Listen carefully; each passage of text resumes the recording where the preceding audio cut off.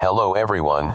If we need to collect data from the internet, for example we are looking for the GDP for countries. So here, we have the table, but we don't have how to download it from Wikipedia to Excel sheet. We can select it, but it doesn't work. So what we can do?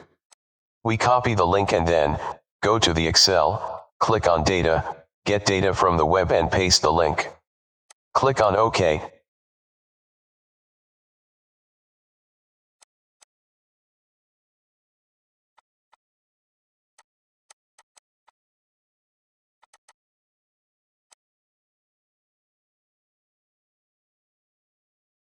And here we have what we are looking for. Clear.